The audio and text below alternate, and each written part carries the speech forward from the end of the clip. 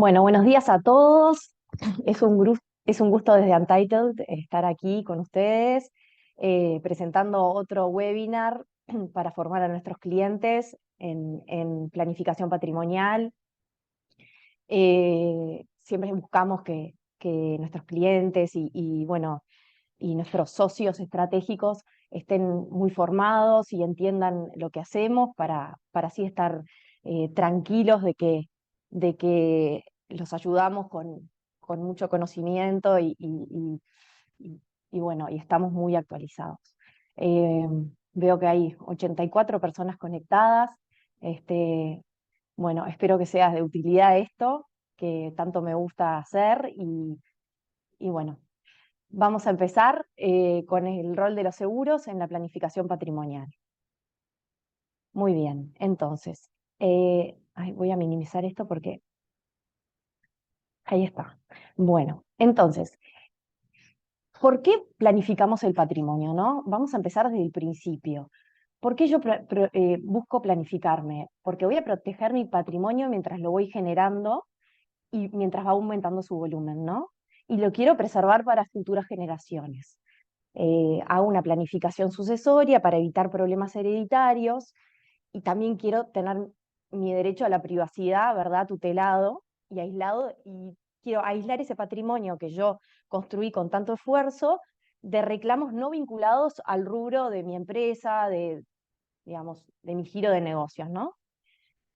Otra razón muy importante es que si yo planifico bien mi patrimonio, voy a lograr una eficiencia tributaria máxima. ¿Tá?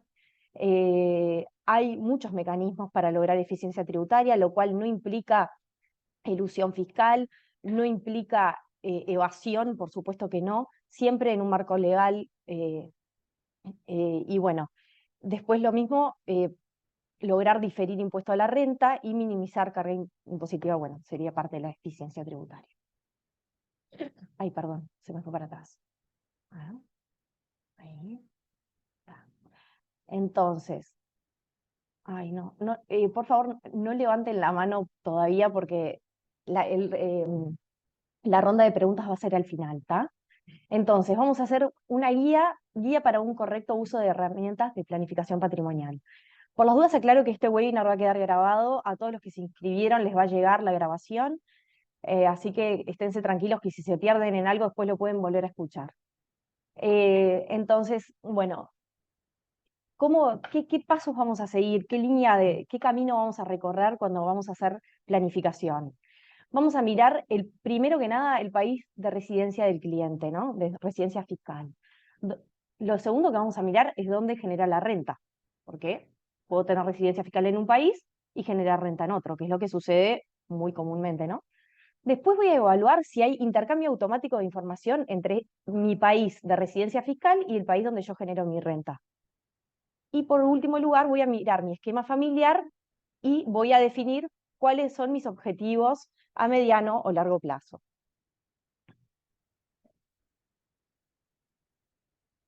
Entonces, ay, se me fue para adelante. Ay, pero qué cosa bárbara, che. A ver.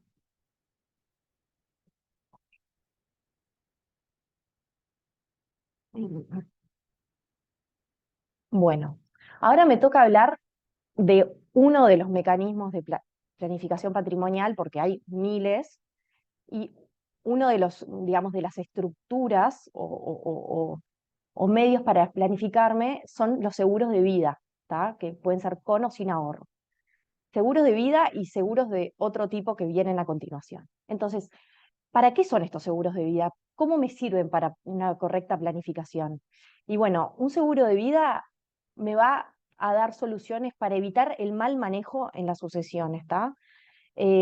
Puedo, de esa manera, hoy en día que las familias están tan complejas, hay segundas familias, etcétera, y hay gente que queda por fuera de la línea hereditaria y a quien yo quiero mucho o me ha cuidado el último tramo de mi vida o lo que sea y le quiero dejar algo, puedo recurrir a este tipo de solución.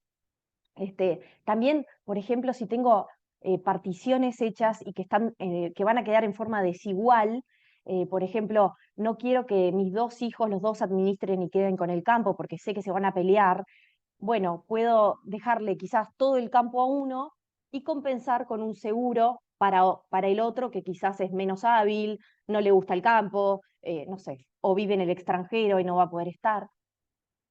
Bueno, entonces así evito que herederos compartan la administración de algún bien y no dejo completamente desheredada a la otra persona. También lo que tienen los seguros es que están por fuera de los procesos judiciales, ¿no? Van por fuera del acervo sucesorio de la persona. Entonces, no tenemos que esperar una vida para cobrarlos como es en las sucesiones, que se trancan, demoran. Y otra cosa muy interesante, que en muchos países, la gran generalidad, estos no pagan impuesto a la herencia. Vemos que en América del Sur está avanzando la corriente hacia un impuesto a la herencia fuerte, en Uruguay todavía no lo tenemos, pero recientemente en Brasil se aprobó un 8% a nivel de todo el país y no por estados como era antes, que algunos tenían mucho menos impuestos. En Chile está el impuesto a la herencia, o sea, eso es como la tendencia, ¿no?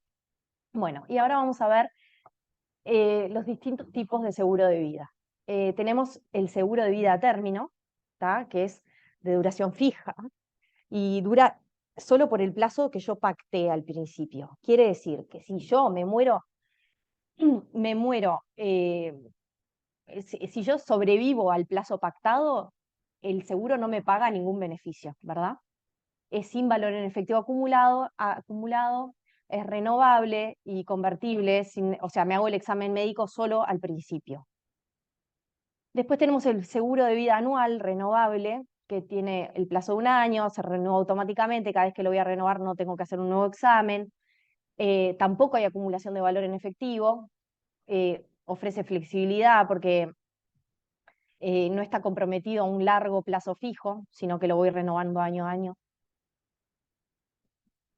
Después tenemos el seguro de vida universal, que es un seguro de vida que combina la protección de por vida con una característica de inversión, ¿tá?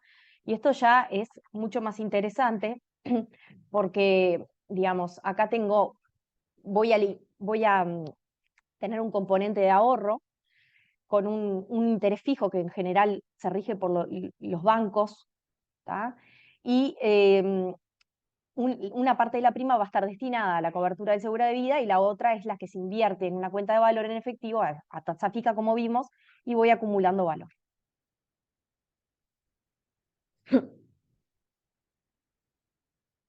Después tenemos después tenemos, ay, perdón, me salté una página porque, a ver. Después tenemos el seguro de vida entera, el Whole Life, que tiene cobertura hasta 120 años, ¿tá? Em, y bueno, y también acumula efectivo, a medida que el titular paga las primas, parte de esos pagos se acumulan en una cuenta de valor, gana intereses, la prima en general es fija y puede no cambiar durante la vida de la póliza, lo cual está buenazo. En caso de fallecimiento, la póliza paga un beneficio a los beneficiarios, ¿no? Como siempre vimos. Y bueno, es bien interesante. Creo que me salteé el de arriba porque yo no sé por qué este botón me está haciendo saltearme. Está. El seguro de vida indexado universal, este es parecido al anterior, solo que el índice va con el Standard Poor's, el índice del porcentaje de interés que me va a acumular en efectivo.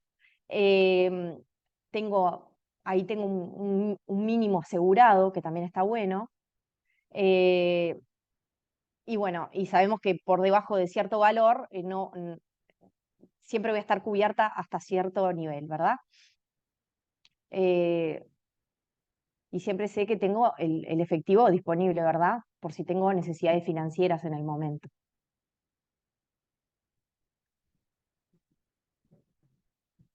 Después tenemos acá, personalmente es el tema que más me gusta, que me parece súper interesante y que es el que se utiliza en toda la banca europea, que es el seguro de vida variable, ¿no? El PPLI, el Private Placement Life Insurance.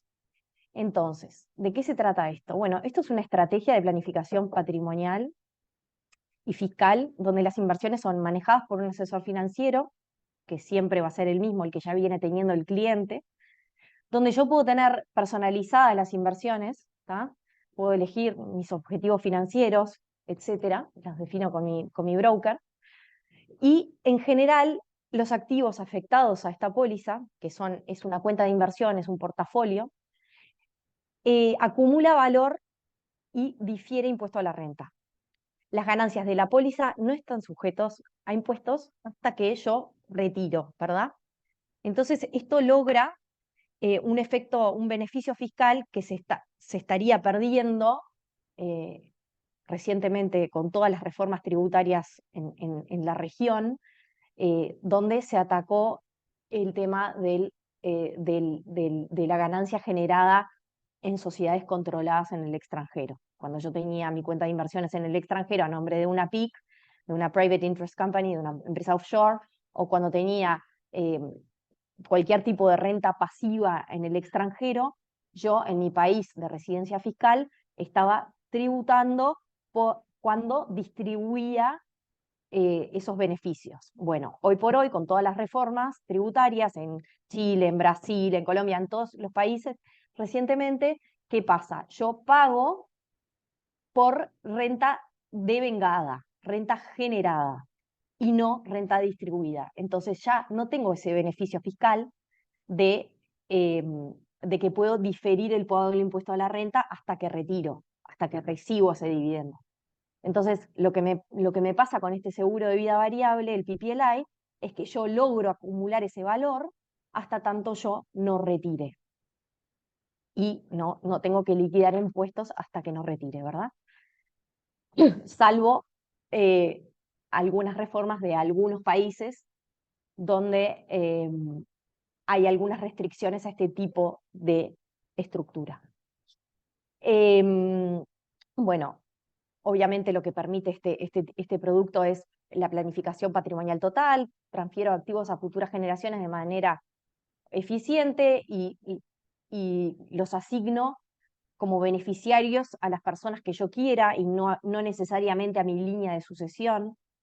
Esto, cuando yo mando la notificación a la compañía aseguradora de que se murió la vida asegurada, en 72 horas los beneficiarios tienen esos activos en su poder, no tienen que esperar una sucesión eterna. Y bueno, y todo lo que ya vimos. Entonces acá está, hicimos una ilustración de cómo funciona este producto. El cliente es tomador de la póliza y lo interesante de esto, que después lo vamos a comparar con otras estructuras, es que esto es una estructura revocable, a diferencia del trust, ¿tá? Del fideicomiso. Yo voy a mencionar muchas palabras en inglés porque son estructuras digamos, de naturaleza sajona y bueno, pero el fideicomiso es el trust, ¿ok? Entonces, el trust, para que tenga efectos tributarios y sea reconocido, muchas veces precisa que sea irrevocable. Bueno, aquí esta estructura es revocable, el cliente tomador de la póliza puede volver a hacerse de sus activos si es que lo está precisando, o en casos donde jurisdicciones exigen que esto, para que sea un instrumento válido en los efectos fiscales y difiera impuesto a la renta, sea diseñado como una estructura irrevocable, en ese caso yo lo que puedo hacer es pactar ciertos riders, que se llaman con la aseguradora, que son casos de emergencia donde yo sí puedo volver a retirar ese dinero. ¿Tá? Entonces, volvíamos al tema. El cliente toma la póliza, eh, celebra un contrato de seguros con la compañía aseguradora, lo cual este contrato, por supuesto que es una herramienta que me protege, donde yo ya sé que tengo un reclamo contra la compañía aseguradora si hubiera un eventual incumplimiento por parte de esta. Y yo aquí transfiero este portafolio de inversiones a cabeza de la compañía aseguradora. Hay una migración del portafolio en favor de la aseguradora, ¿verdad? Entonces voy a tener una póliza con un número XX y generalmente, como es un portafolio de inversiones, que en general la gente inteligente que pone su portafolio a nombre de una compañía offshore, previendo cambios de gobierno, previendo persecución fiscal, previendo un montón de cosas que están sucediendo y cada vez va más en rigor, digamos, esta compañía privada lo que hace es transferir sus acciones en favor de la aseguradora. Y esta transferencia es un mecanismo, digamos, burocrático fácil que usamos con los bancos de primera línea que conocen este producto, UBS, Morgan Stanley, todos los bancos de primera línea están muy familiarizados con esta figura. ¿Tá? Entonces, lo que digo es un share transfer fácil de implementar, fácil de llevar a cabo. El asesor financiero del cliente permanece intacto, el banco custodio de esos activos también permanece inmutable, y todo esto es designado por el cliente tomador de la póliza, por supuesto, ¿no?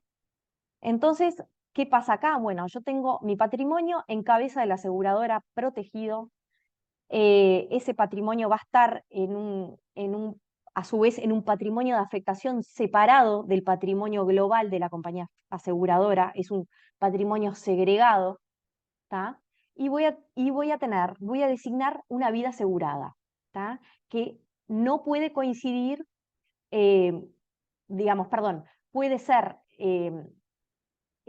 cualquier persona que yo designe, ¿verdad? Lo que no puede coincidir son los beneficiarios, por supuesto, con el cliente, ¿no? Tienen que ser terceras personas.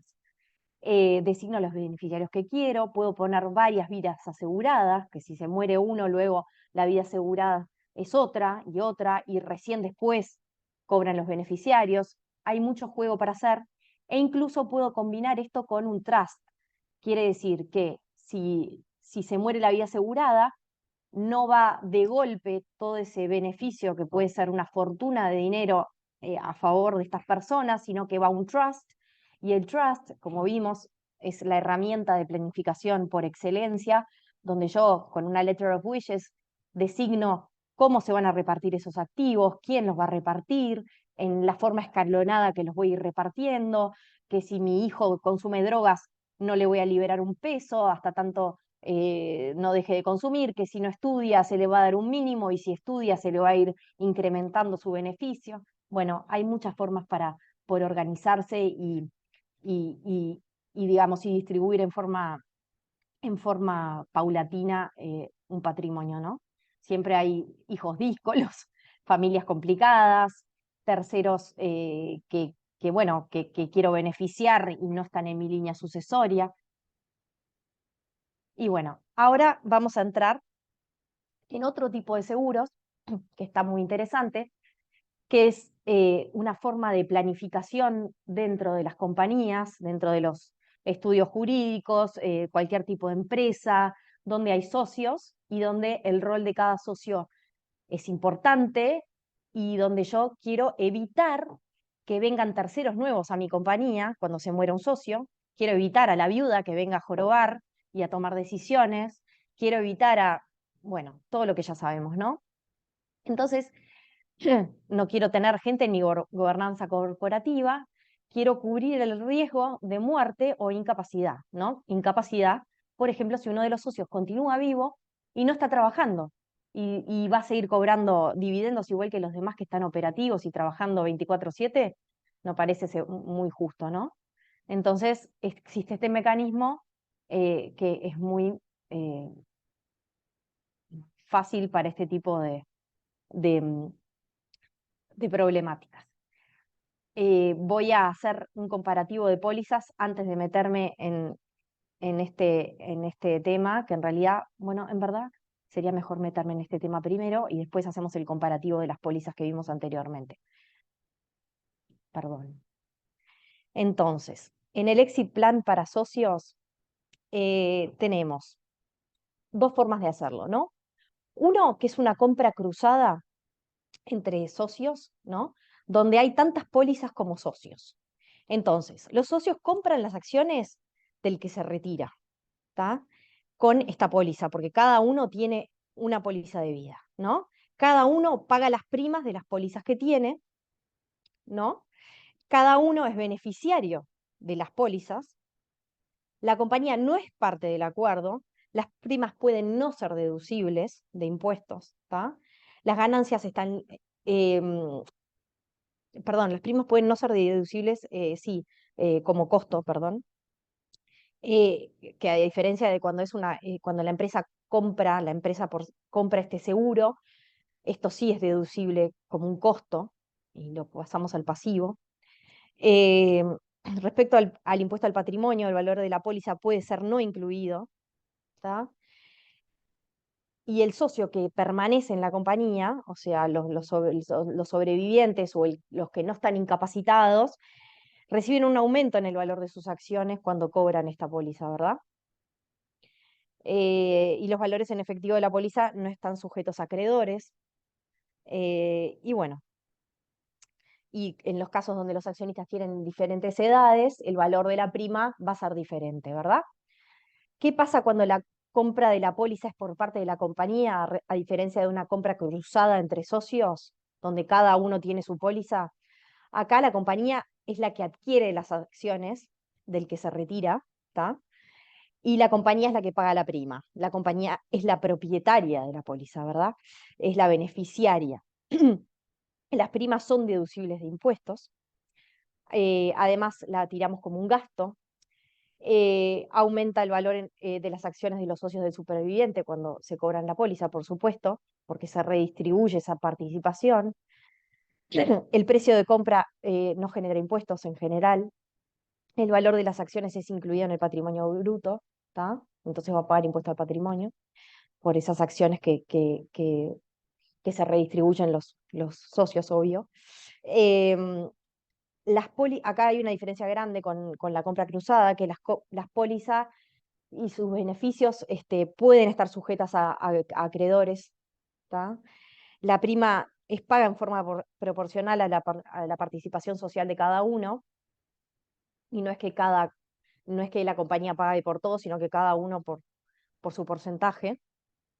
Y bueno, la verdad que es un activo que contribuye digamos, al activo es un activo, es un producto que contribuye al activo de la compañía, ¿verdad? Porque digamos, hace que exista una fuente de efectivo para contingencias que pueda haber.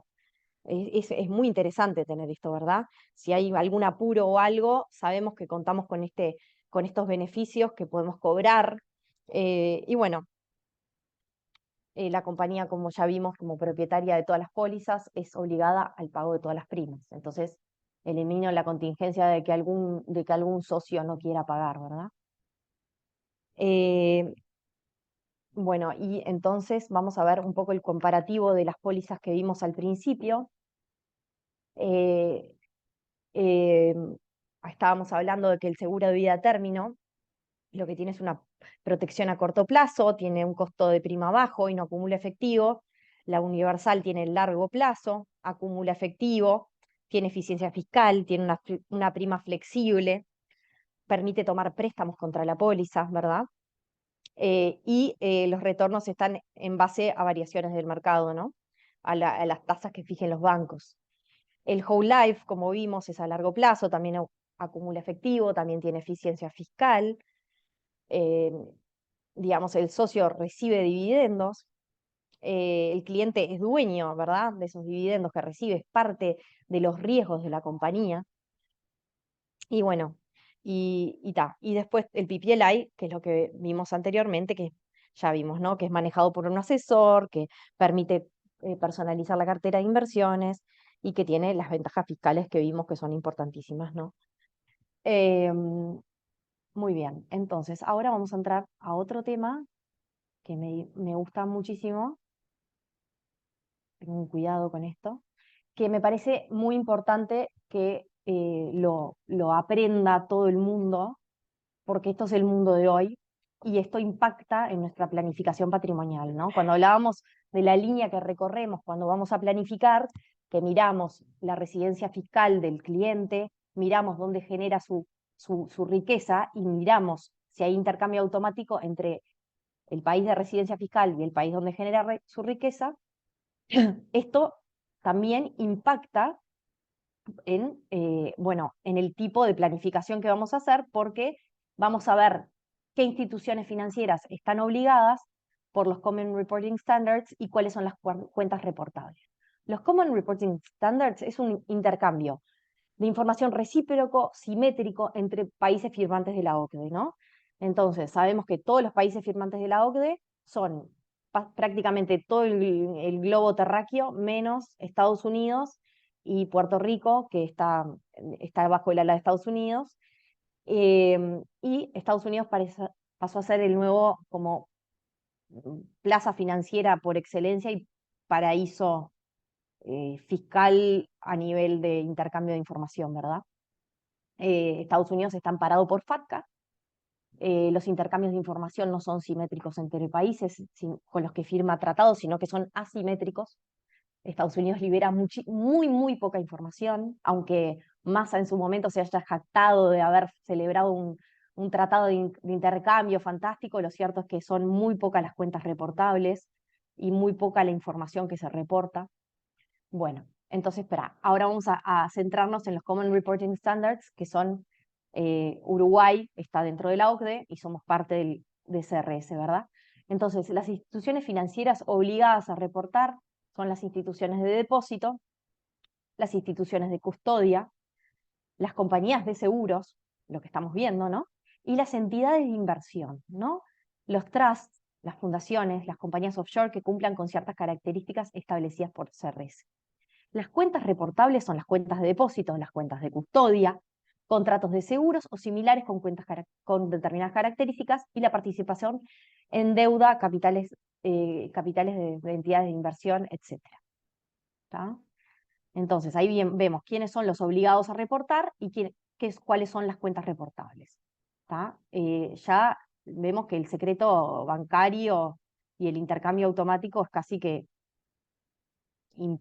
imposible de eludir, salvo eh, estas planificaciones que hacemos aquí en Untitled, donde combinamos todo tipo de estructuras con mucho conocimiento de todos los profesionales que trabajamos acá.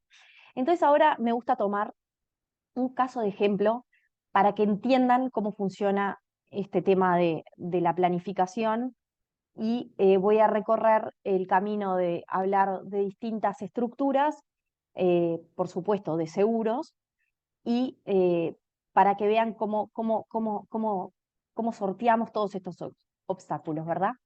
Bueno, entonces el país último que ha promulgado leyes sobre sociedades controladas en el extranjero son la norma CFC, Controlled Foreign Corporation Rules. En Brasil, la ley, esta que promulgó el Lula, la 14.754, te dice que los beneficios de entidades controladas por personas físicas residentes fiscales en Brasil situadas en paraísos fiscales, países con fiscalidad favorable o entidades en el extranjero con rentas activas propias inferiores al 60%, quiere decir que si yo tengo 40% de mis rentas en el extranjero son de cánones, intereses, colocaciones financieras, dividendos, yo tengo que solamente por estar generando esa renta, tributar un 15% sobre la parte anual de estos ingresos, independientemente si hay distribución, como hablamos al principio, o no. O sea, es sobre renta devengada, ¿no? Y en cuyo caso no hay deducciones en la base de cálculo. Entonces, ¿qué pasa? Que todas estas estructuras que yo tenía hasta que se promulgó esta ley, que yo tenía que no eran transparentes a los efectos del impuesto a la renta en Brasil, hoy son transparentes. Antes un brasilero con tener su cuenta de inversiones a nombre de una compañía offshore, ya con eso podía distribuir afuera y no pagar o generar renta, acumular y no pagar impuesto a la renta de Brasil. Y no estaba por fuera de la norma, estaba dentro de la norma. Hoy, si yo no declaro a la Receta Federal en mi DJ que estoy recibiendo intereses, dividendos, cánones, lo que sea, si no declaro, estoy por fuera y estoy en infracción fiscal. ¿Qué pasa en Uruguay? Bueno, en Uruguay no hay una norma CFC, está lo más parecido a lo que tenemos en norma CFC es lo que se llama el IRAE calificado, que es bastante complejo, que no me voy a meter en eso porque daría para 2 horas de charla, pero sí que Uruguay mira todas las estructuras offshore que se utilizan para comprar inmuebles, para lo que sea, y no te va a descontar impuestos si no ve que esa offshore tributa en el extranjero. ¿Tá? Y bueno, y lo mismo sucede algo, lo mismo con los precios de transferencia, también es parecido a una regla CFC, y ta, pero en este momento no es oportunidad para meternos en esto. Si quieren, después a pedido, me escriben y podemos evacuar estas consultas. Sí, Uruguay también tiene una lista de sociedades bond que las va enumerando y cambiando año a año. ¿Tá? Eh, y bueno, ese es básicamente el escenario. Ay, esto que me pasa rapidísimo, perdón. Acá, ay, pero se mueve solo. Bueno, perdonen que esto se está moviendo solo y no sé qué pasa. Bueno, ¿qué queda ahí? Está. Entonces, vamos a ver las, el, el mecanismo de planificación como más simple, más básico, que son las Private Investment Companies, las sociedades clásicas conocidas, compañías offshore, donde aquí en Untitled somos agentes registrados de varias jurisdicciones. Son instrumentos de planificación básica, generalmente las utilizamos como vehículo antepuesto a estructuras más complejas. Aquí no hay protección patrimonial y la eficiencia fiscal dependerá de las normas CFC, lo que vimos anteriormente, en el país de residencia del cliente, ¿verdad? Si las considera transparentes a los efectos del impuesto a la renta o no. Hoy prácticamente casi ningún país considera opaca una sociedad, todas las consideran transparentes. Entonces, si yo solamente tengo mi patrimonio en una PIC, no tengo ninguna otra estructura diseñada en forma un poquito más sofisticada, yo voy a pagar impuesto a la renta en mi país de residencia fiscal, tal como si estuviera generando la renta localmente.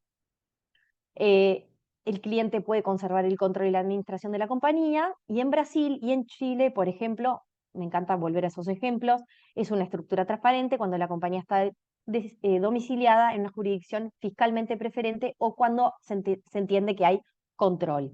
Y acá el concepto de control, cada jurisdicción en sus normas locales define lo que entiende por control. Por supuesto que es un criterio amplísimo.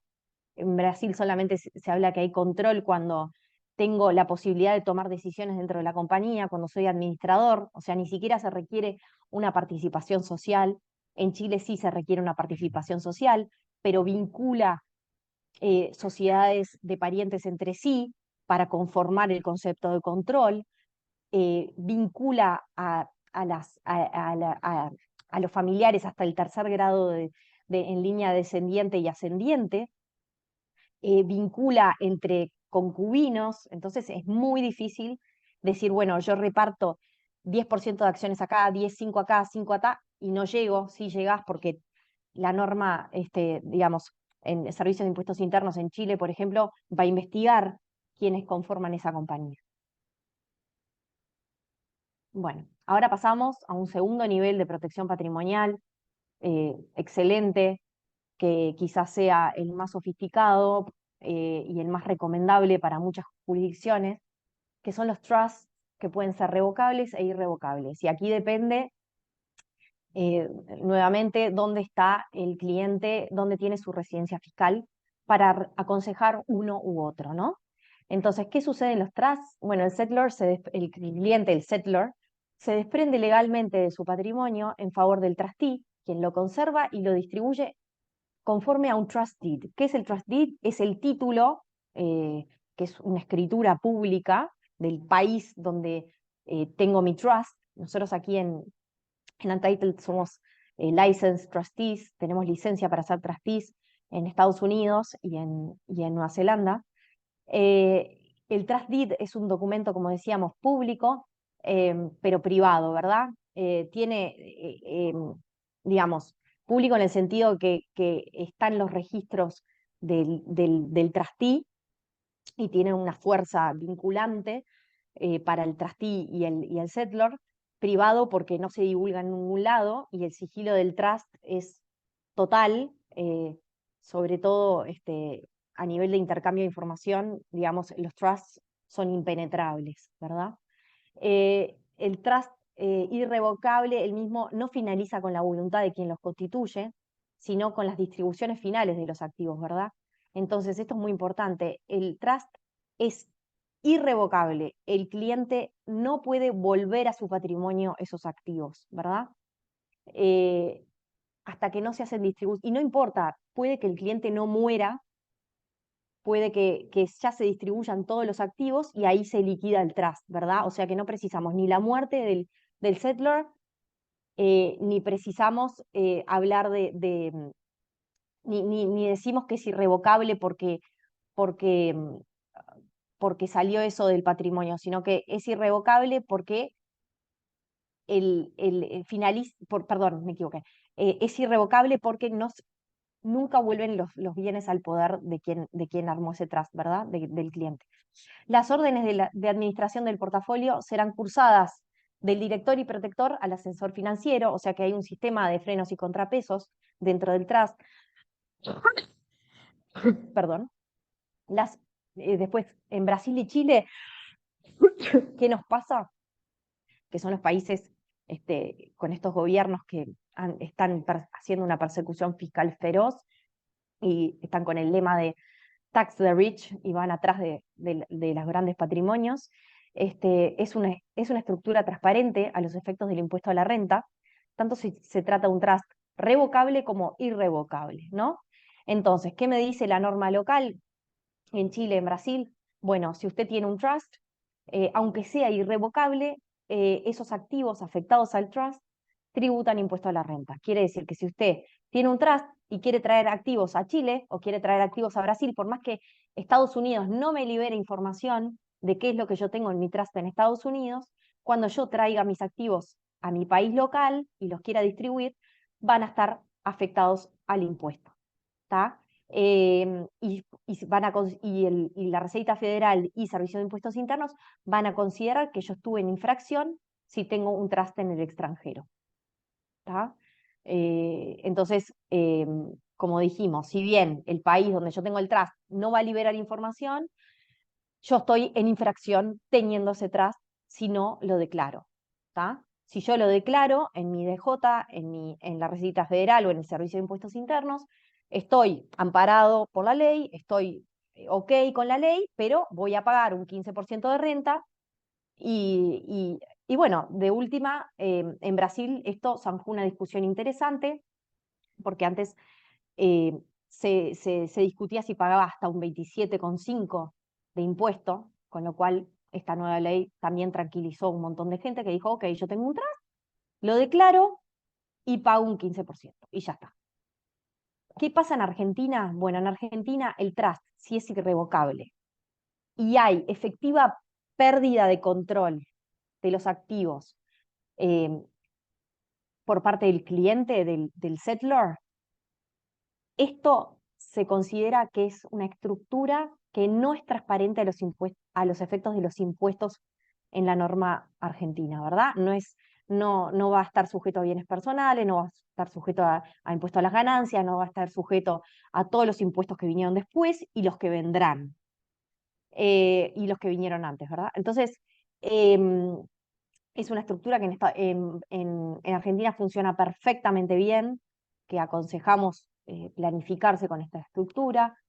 Lo que sí es muy importante es que, como dijimos, sea irrevocable y haya una efectiva pérdida de control, que quiere decir que voy a designar personas, terceros, que pueden ser de mi confianza total, para que administren esos activos, ¿verdad? Y bueno, y después tenemos la figura de la cual vengo hablando, que, que es la que tiene que ver con seguros, que es una herramienta de planificación patrimonial sofisticada y que logra efectos tributarios que hoy en día no lograría el trust en algunos países, ¿verdad? Entonces, es una herramienta legalmente reconocida en los derechos locales, porque los derechos locales reconocen el seguro de vida y algunos derechos incluso reconocen el seguro de vida extranjero. Eh, y bueno, y permite planificar necesidades patrimoniales a largo plazo, ¿verdad? Y acá hay una máxima planificación y sucesión sin resignar a la liquidez, porque como dijimos, esto puede ser revocable, puedo volver a tener en mi patrimonio esos activos que afecté a la póliza. En Brasil hay diferimiento fiscal, si se estructura como un seguro de vida irrevocable, Brasil sí me pide la irrevocabilidad y si se constata que efectivamente el cliente perdió el control de los activos. Pero con esto alcanza con que yo designe a mi asesor financiero en el contrato de seguros y que éste tenga discrecionalidad sobre el manejo de mis activos, y con eso ya estoy dentro de la norma y puedo declarar frente a la Receita Federal que tengo un seguro de vida con ahorro, y eso me hace que no tenga que pagar impuesto a la renta a cierre del ejercicio fiscal por esos activos que tengo afectados a la póliza, ¿tá? Y logro un diferimiento de impuesto a la renta. Lo mismo en Chile, hay diferimiento fiscal hasta tanto no haya retiros, paga renta por todo retiro por encima del monto de la prima aportada, ¿verdad? Si yo compré 100 acciones de Microsoft, las tengo en mi póliza, ¿verdad? En mi cuenta de inversiones, en mi póliza, afectadas a la póliza, digamos, y yo el día de mañana rescato ese seguro, y resulta que esas acciones que valían 100 valen 150, bueno, voy a pagar renta solamente sobre esos 50, ¿verdad? Em, ¿Cuáles son los otros efectos fiscales que tiene el PPLI? Bueno, en Brasil, hace poquitito, salió una norma donde se dice que está expresamente exonerado de impuesto a la herencia y de impuesto a las donaciones. En caso de distribuciones en vida, ¿verdad? Porque cuando distribuimos en vida hay donación, cuando distribuimos post-mortem hay impuesto a la herencia y tiene la misma alícuota del 8%. En Chile, em, las pólizas constituidas luego de febrero del 2022 pagan impuesto a la herencia. Entonces, todos los seguros de vida con ahorro que hicimos hasta el 2022 estuvieron exentos de impuesto a la herencia y los clientes estaban encantados. Por eso la importancia de planificarse con tiempo, porque uno queda a salvo de la norma más punitiva, ¿verdad? No aplica, en general no tiene efecto retroactivo.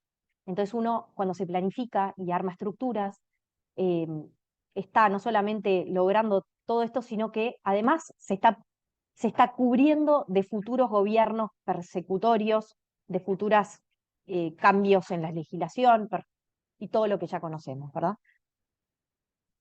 Estos son perdón.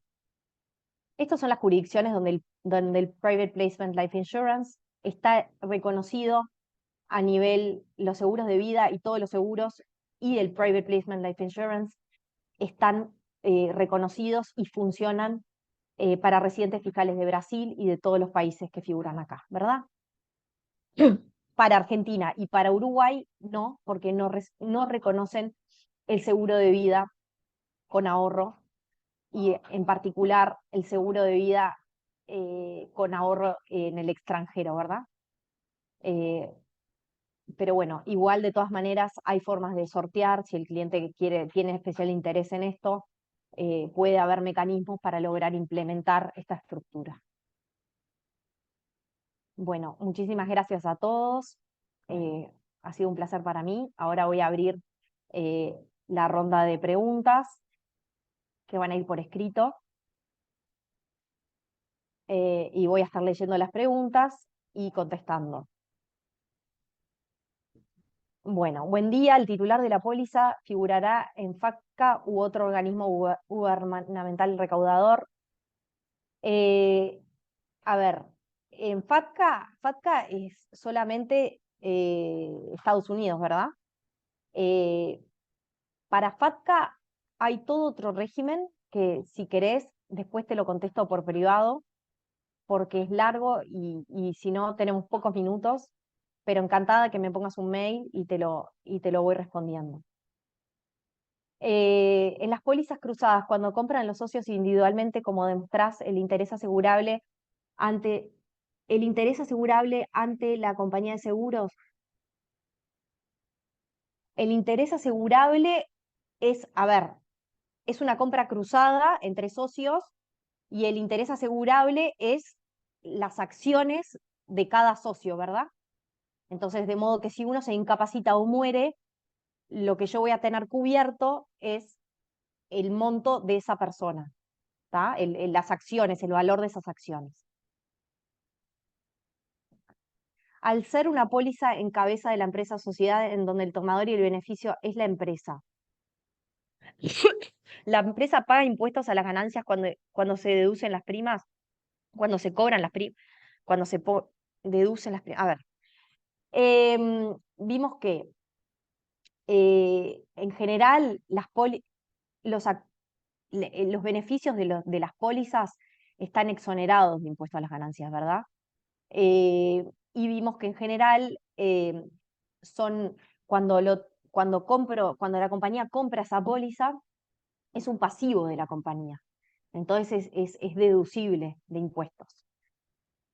En el esquema del PPLI, aplicado por UBS, ejemplo, ¿cuál es el rol de la cuenta de inversor?